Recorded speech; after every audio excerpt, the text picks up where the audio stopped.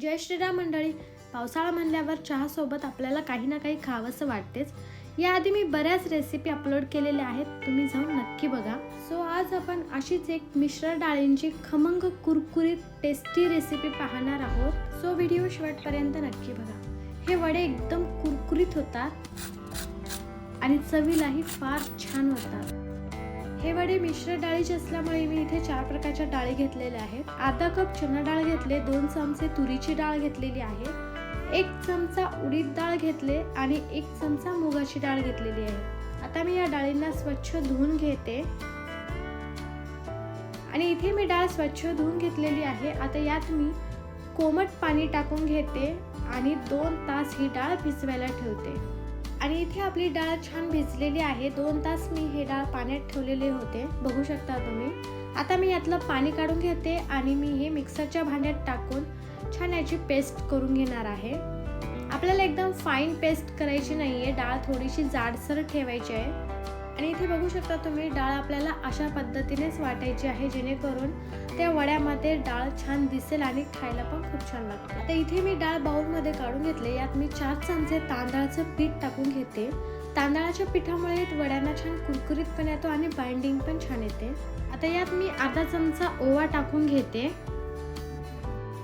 अर्धा चमचा जिरे टाकायचे आहेत, 2 हिरवे मिरचीचे तुकडे टाकून घेतलेले आहेत आणि एक मी मध्यम साईजचा कांदा बारीक चिरून घेतलेला ते टाकले. आता यात मी 1 कप पालक टाकलेली आहे. पालकच्या ऐवजी तुम्ही कोणत्याही हिरव्या भाज्या टाकू शकता. पाव चमचा हळद आणि चवीपुरतं मीठ टाकून घेतलेलं आहे. आता आपण हे छान मिक्स करून घेऊया. यात तुम्ही आलं लसूण पण वापरू शकता. आलं लसूण पेस्ट वापरण्यापेक्षा बारीक तुकडे करून टाकले ना, वडे खूप छान लागतात.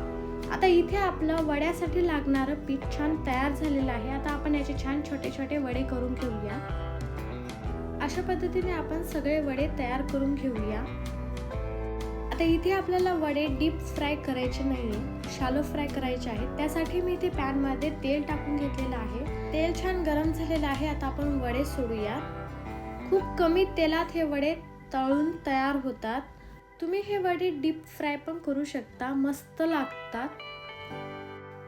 इथे आपल्या वड्यांची एक बाजू छान फ्राय झालेली आहे, हलकासा गोल्डन कलर आलेला आहे. आता आपण हे वडे पलटून घेऊया आणि दुसऱ्या बाजूनेही वडे आपण छान गोल्डन ब्राऊन कलर येईपर्यंत तळून घेऊया.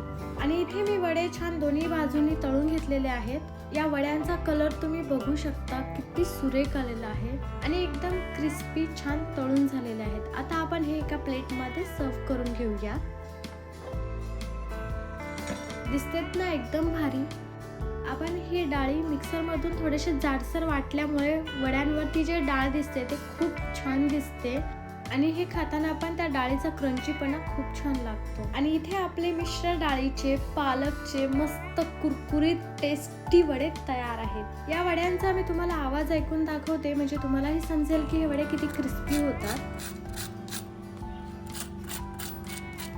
झालेत ना एकदम क्रिस्पी. आय होप तुम्हाला आजची ही क्रंची क्रिस्पी वड्यांची रेसिपी आवडली असेल. आवडली तर व्हिडिओला लाईक करा, शेअर करा आणि सबस्क्राईब करायला विसरू नका.